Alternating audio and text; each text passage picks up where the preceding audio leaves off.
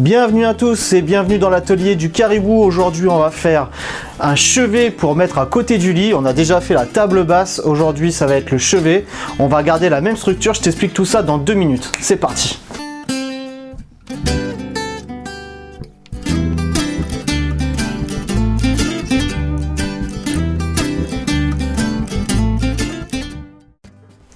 Donc pour ce chevet, j'ai décidé de garder la même structure que la table basse. C'est-à-dire que je vais utiliser les mêmes profilés et le même bois. Donc je garde du profilé acier de 27 par 40, toujours en soudure. Et pour le bois, j'ai décidé de recycler des tablettes qui me restaient dans l'atelier. Le problème quand on commence à travailler le bois, c'est qu'on se retrouve souvent avec des chutes dont on ne sait pas quoi en faire. Donc ces chutes, généralement on les jette. Moi j'ai préféré valoriser ces chutes et les transformer en tablettes. Donc le problème que j'ai, c'est que j'ai 2 chutes différentes. J'ai une première chute qui me vient d'un plateau de chêne. Donc c'est une chute de chêne en 40 mm d'épaisseur en lamellé-collé. Et j'ai une chute qui me vient d'un plot que j'ai acheté en Syrie, que j'ai réussi à faire une tablette. Donc j'ai un côté brut qui est à peu près comme ça, d'accord. Donc c'est naturel, hein, c'est juste 2 plots en fait que je suis venu coller comme ça bout à bout. Et dont j'ai aplani la première surface. Donc en fait le but ça va être de faire une structure en acier. D'accord, tout simplement une structure. Et sur le cadre, je vais avoir pour le plot mon cadre qui arrive ici. D'accord, je sais pas si tu vois bien la caméra. Donc l'angle il va venir se coller. Donc ça va être le premier chevet. Et pour le deuxième chevet, je vais faire un peu différemment. Je vais essayer de faire la tablette complètement à fleur du cadre. Donc normalement ça devrait se donner un truc comme ça. Ouais, j'espère que tu as compris un peu les explications. De toute façon tu vas voir la suite dans la vidéo. Donc on s'habille et puis on y va, on commence comme d'habitude. On commence par le soudage, à débiter tous les débits. Moi j'ai déjà fait le cadre en avance, hors caméra, parce que la chaîne n'existait pas quand j'ai commencé. Donc on commence tout simplement sur le soudage des pieds. C'est parti. Alors c'est parti pour le pointage des pieds. Pour le pointage des pieds, j'utilise 2 équerres aimantées. Donc c'est les 2 équerres que tu vois là ici en rouge. Elle me propose 2 positionnements, un positionnement à 90 et un positionnement à 45. Donc c'est super pratique quand tu soudes parce que ça te permet de bien te mettre d'équerre par rapport à ce que tu veux souder. C'est super important et à mon avis tu peux pas vraiment faire ça.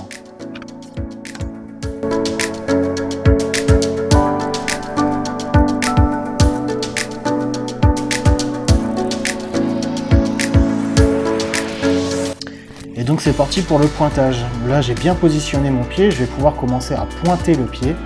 Donc pour bien pointer le pied, il faut d'abord pouvoir démarrer son électrode enrobée. Pour démarrer l'électrode enrobée, il faut tout simplement la gratter sur le métal. Donc la gratter sur le métal, en fait ça va te permettre de faire les étincelles qui vont démarrer ton électrode. Donc tu vois là je commence à gratter, ça fait un peu d'étincelles, mais c'est pas suffisant.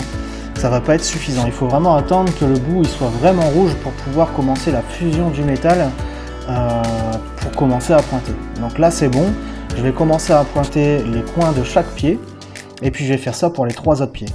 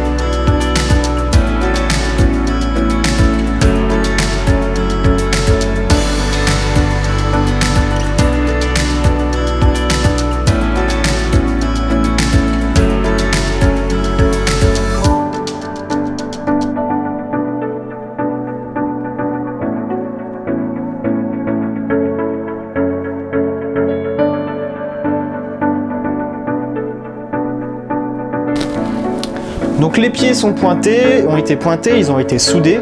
Donc la différence entre le pointage et le soudage, c'est que le pointage, c'est une pré-étape au soudage. Ça permet en fait de mettre un point de soudure pour positionner tes pieds correctement, d'accord, les aligner correctement.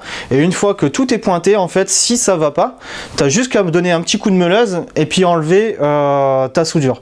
Tandis que si tu fais un cordon de soudure, bah forcément tu peux pas enlever comme ça un cordon de soudure, tu es obligé de reprendre une pièce, etc. C'est pour ça qu'il faut toujours pointer avant de souder. Donc là j'ai pointé, j'ai soudé, j'ai nettoyé plus ou moins les soudures toujours à la lamelle, au disque à lamelle ou au disque à ébarber. Donc là, je vais faire les supports qui vont venir sur le côté. Pour mes supports, je vais prendre simplement, donc tu as le cadre, d'accord, tu as les 4 pieds, et puis je vais mettre un support, 2 supports de chaque côté, l'un en face de l'autre. Et puis bah voilà, hein, je vais commencer à découper avec ma scie à onglet radiale les supports, et puis on va venir les pointer, les souder, et bah tout pareil quoi. Vas-y, je te laisse avec les images. Je le mets en accéléré parce que c'est toujours à peu près la même chose. Donc voilà. Allez, à toutes. Donc là, je prends les chutes qui me restent en acier pour faire les supports. Je prends juste quelques repères au niveau du cadre pour ensuite les découper avec la scie radiale. Donc la scie radiale que j'utilise, c'est une scie Evolution, donc tu vas voir les images un peu après. C'est une scie qui coupe du multimatériau, donc ça veut dire que ça coupe aussi bien l'acier que le plastique, que l'ignos, que l'alu. Le problème de cette scie, c'est que les lames ils sont quand même assez onéreuses, hein. On est environ entre 40 et 60 balles la lame, et que si tu fais que découper de l'acier, forcément ta lame tu peux la changer tous les 50 coupes.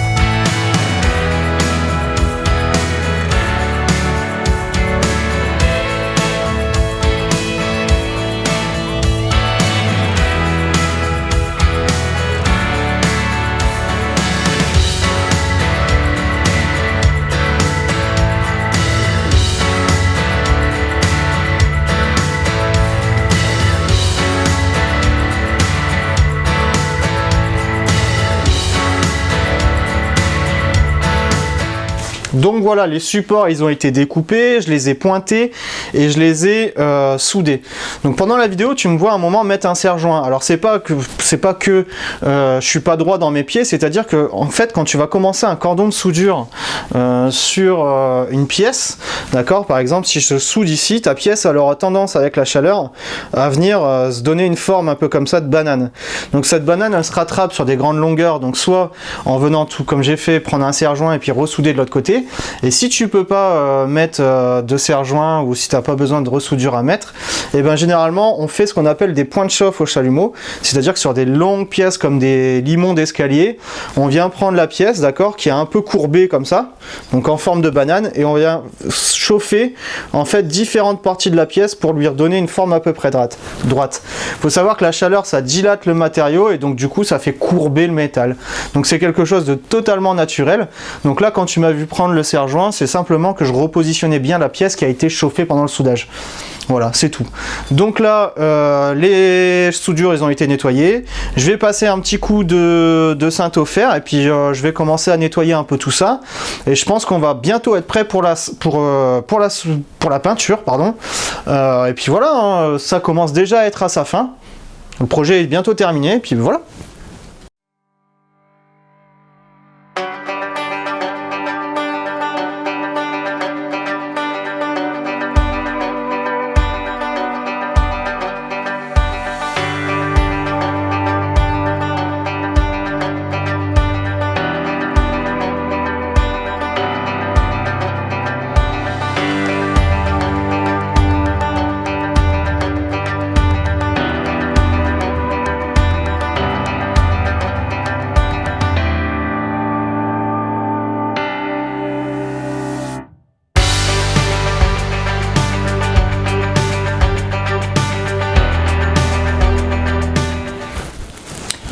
Donc pour le deuxième chevet, mon plan bois il est à fleur du cadre.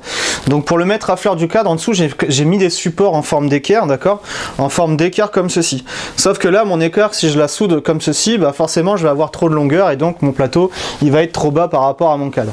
Donc le but de ce que tu m'as vu faire en fait, c'est simplement que j'ai repris la cote ici, j'ai meulé sur le côté pour pouvoir souder et que mon plateau de bois soit complètement à fleur de mon cadre. Donc ça c'est l'étape que tu m'as vu faire juste avant. Donc là, j'ai soudé tout correctement. Là, maintenant, je vais pouvoir nettoyer les soudures et tout nettoyer sur le deuxième chevet. Et je vais passer enfin à la peinture des deux chevets. Voilà, on se retrouve après. Avant la peinture, il y a encore quelques étapes quand même. En fait, j'ai pas encore soudé mes équerres, donc il va falloir que je les pointe et que je les soude. Je te laisse sur les vidéos en accéléré du pointage et du soudage.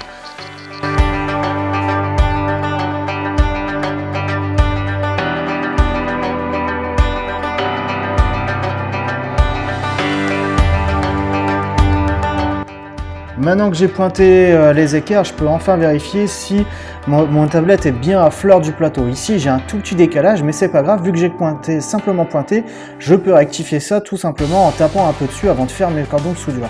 Donc là, je mêle un petit peu, je continue mes soudures, je nettoie mes soudures, et puis enfin, je vais essayer d'avoir un truc assez propre. Les soudures étant terminées, je passe un petit coup d'acétone pour dégraisser le tout, parce qu'il y a encore un peu de gras. Je vais mettre un peu de saintofer au niveau des soudures pour pouvoir avoir un aspect bien lisse. Et une fois que le saintofer a séché et j'ai pu poncer, je vous ai sapé l'étape de ponçage, et bien je peux enfin commencer à peindre. Pour la peinture, j'utilise toujours la bombe noire, mat, et que je viens appliquer en 2 couches. Voilà, la vidéo touche à sa fin. Les chevets ont été peints, j'ai passé 2 à 3 couches de peinture sur les 2 chevets. J'utilise toujours la même peinture, noir mat en bombe pour l'instant. J'ai pas encore essayé les autres peintures, peut-être dans un autre projet. J'ai encore plein d'autres projets qui vont arriver sur la chaîne, il y a énormément de boulot. Il y a une table de salle à manger, un double vasque, il y a peut-être un portail de 3 à 4 mètres qui va arriver. Enfin, il y a du boulot, donc je vais avoir le temps de tester plein de choses. En attendant, j'espère que tu as passé un bon moment avec moi, que tu as apprécié ou tu as appris des trucs. Donc n'hésite pas d'aller voir la première vidéo si tu l'as pas vue. N'oublie pas d'être curieux et je te laisse sur les images de fin. Ciao!